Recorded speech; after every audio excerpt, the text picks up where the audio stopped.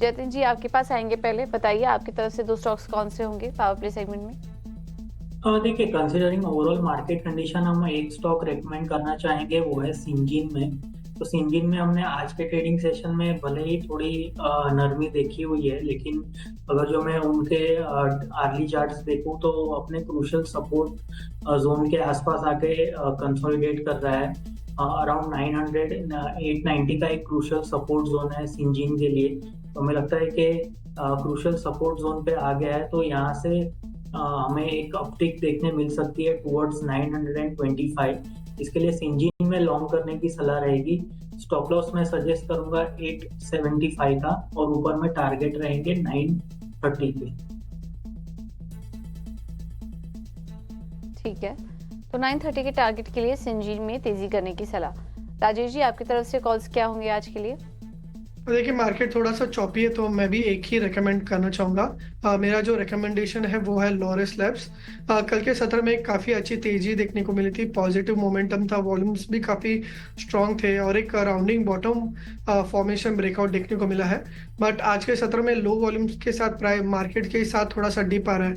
Expect कर रहा है लॉरस लैब जो है आने वाले हफ्तों में वापस उसका जो अपवर्ड मोमेंटम है वो कंटिन्यू हो सकता है। तो लॉरस लैब जो है बाय कर सकते हैं। स्टॉप लॉस जो होगा वो अराउंड होगा 464 का। एंड एक्सपेक्ट करें जो स्टॉक जो है वो रैली कर सकते हैं towards 535 levels. Okay, Laurus labs में तेजी करने की सलाह। काफ़ी समय से हमारे एक्सपर्ट इस स्टॉक पर को सुझा रहे हैं, तो इस स्टॉक पर ज़रूर नज़र रखिए फार्मा स्पेस से। और इसके अलावा सिंजीन में भी तेजी करने की सलाह। लॉरस लैब 535 के टारगेट के लिए तेजी करने की सलाह आपके लिए। चलिए आज कुछ और भी स्टॉक्स पर नज़र डालें तो डिफेंस स्टॉक्स में आज हम वापस से मुनाफा वसूली देख रहे हैं। मजगांव डॉक नीचे है, गार्डन रीच, पारस डिफेंस जैसे स्टॉक्स यहाँ पर आज वापस से हम मुनाफा वसूली देख रहे हैं। मार्केट ही कमज़ोर है तो उसका जो रिएक्शन है वो स्टॉक्स पर भी दिख रहा है जिन पर जिसमें कि पिछले काफ़ी समय से हम तेज़ी देख रहे थे। जतिन जी क्या सलाह होगी आपकी डिफेंस शेयरों में इस वक्त। देखिए, डिफेंस शेयरों में ये जो रिसेंट की हमने जो लास्ट आई थिंक 2 हफ्तों की जो रैली देखी, उसमें डिफेंस स्टॉक ने जरा भी पार्टिसिपेट नहीं किया। इन बिटवीन आई थिंक जब ये न्यूज़ फ्लो आया था कि डिफेंस मिनिस्टर ऑर्डर्स दे रहे हैं, तो थोड़ा एक हमें मामूली सा अपटिक देखने मिला था, लेकिन आई थिंक कहीं ना कहीं जो मुनाफा वसूली है वो हावी रही है। एक शॉर्ट टर्म पुल बैक के बाद फिर से डिफेंस जो के शेयर है उसमें फॉल देखने मिल रहा है। अगर जो मैं इन पर्टिकुलर बीईएल की बात करूँ, तो बीईएल में हमें देखने मिल रहा है कि एक कंसोलिडेशन ब्रेकडाउन, फ्रेश ब्रेकडाउन देखने मिल रहा है। इसके लिए बीईएल में अगर जो किसको सेल करने की सलाह है, और अगर जो किसके पास ऑलरेडी है तो करंट स्तरों पे वो प्रॉफिट बुकिंग कर सकता है। हमें लगता है आने वाले दिनों में और भी ज़्यादा गिरावट आ सकती है in the case of defence stocks. तो जिनके पास अगर जो पोजीशन है तो उनको प्रॉफिट बांधने की सलाह रहेगी। ठीक है, तो ये है सलाह भारत इलेक्ट्रॉनिक्स और अन्य डिफेंस स्टॉक्स पर। डेल्टा कॉप में भी आज खबर के चलते हम तेज़ी देख रहे हैं क्योंकि अब जीएसटी की बैठक होने वाली है 9 सितंबर को, और उसमें कुछ रिलीफ मिलने की बात की जा रही है और इस खबर के चलते आज ये स्टॉक ऊपर है। हालांकि और भी तेज़ी आई थी लेकिन अभी भी देखिए 2.5% ऊपर ये स्टॉक इस वक्त कारोबार कर रहा है। यहाँ पर राजेश जी आपकी सलाह लेंगे। डेल्टा कॉप खबर के चलते आज ऊपर है, थोड़ी मुनाफा वसूली कर लेनी चाहिए या फिर बने रहें स्टॉक में। देखिए, ओवरऑल डेल्टा कॉप का अगर चार्ट स्ट्रक्चर देखेंगे तो काफ़ी रेंज बाउंड रहा है। आज मॉर्निंग में थोड़ा सा पॉजिटिव मोमेंटम दिखा था, बट वापस हायर लेवल से प्रॉफिट बुकिंग देखने को मिल रही है। अगर चार्ट स्ट्रक्चर देखें तो एक ट्रेंड लाइन रेजिस्टेंस है अराउंड 140 के आसपास। जो फ्रेश ट्रेड्स है वो 140 के ऊपर बनेंगे। अगर 140 के ऊपर अगर एक सस्टेन क्लोज आता है स्टॉक में आज या कल के सेशंस में, तो इसमें एक मोमेंटम वापस आ सकता है, बट तब तक अवॉइड कीजिए। 140 के ऊपर पॉसिबली स्टॉक जो है 155 158 जो है अपसाइड में देख सकते हैं। ठीक है, तो यह है सलाह डेल्टा कॉप पर। 145 के टारगेट्स आप अगले दिखाई दे रहे हैं तो बने रह सकते हैं आप इस स्टॉक में। एक और स्टॉक देख लेते हैं फार्मा स्पेस से और वो है सुवेम फार्मा।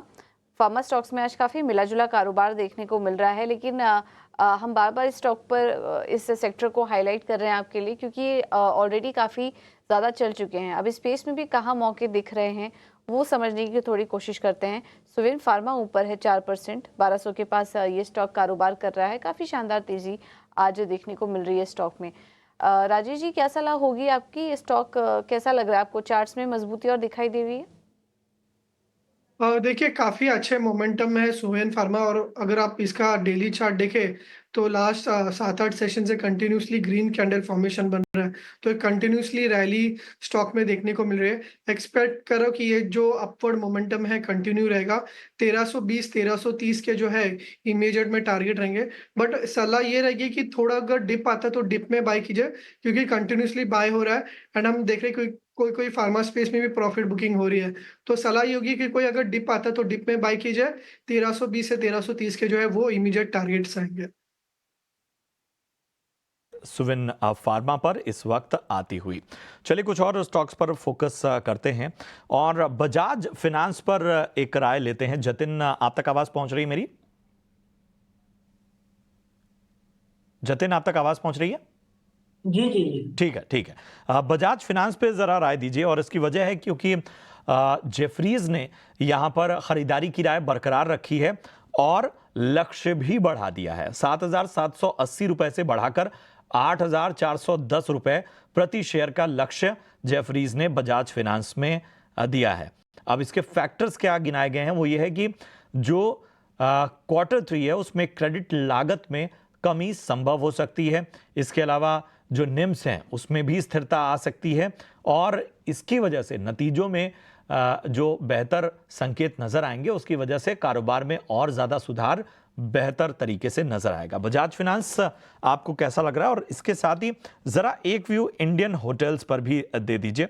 हालांकि आज हम देख रहे हैं कि एक गिरावट जरूर नजर आ रही है, लेकिन पिछले 5 ट्रेडिंग सेशन से एक मोमेंटम गेन किया था और पिछले 1 महीने से लगभग 10% ऊपर ये स्टॉक था। तो इंडियन होटल्स और बजाज फिनांस, सबसे पहले बजाज फिनांस पे राय दीजिए।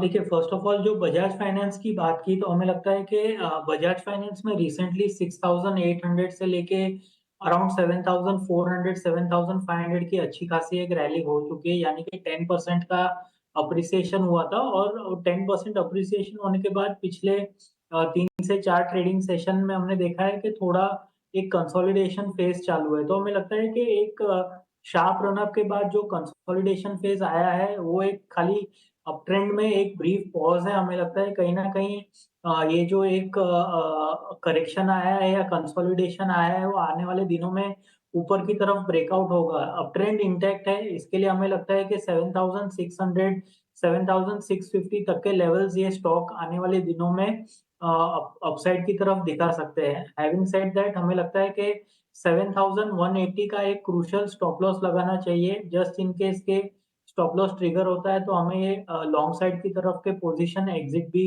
करने की सलाह दूंगा। लेकिन एज ऑफ नाउ हमें लगता है कंसोलिडेशन ऊपर की तरफ ब्रेकआउट होगा। और in the case of Indian hotels की अगर जो मैं बात करूं तो इंडियन होटल्स भी एक 650 के लेवल के ऊपर सस्टेन करने की के लिए थोड़ा अनसक्सेसफुल रहा है। हमें लगता है कि आने वाले दिनों में इसमें कंसोलिडेशन फेज और भी जारी रह सकता है। ये जो रिसेंट हमें रेंज बाउंड कारोबार देखने मिल रहा है वो आगे जाते हुए कंटिन्यू रह सकता है।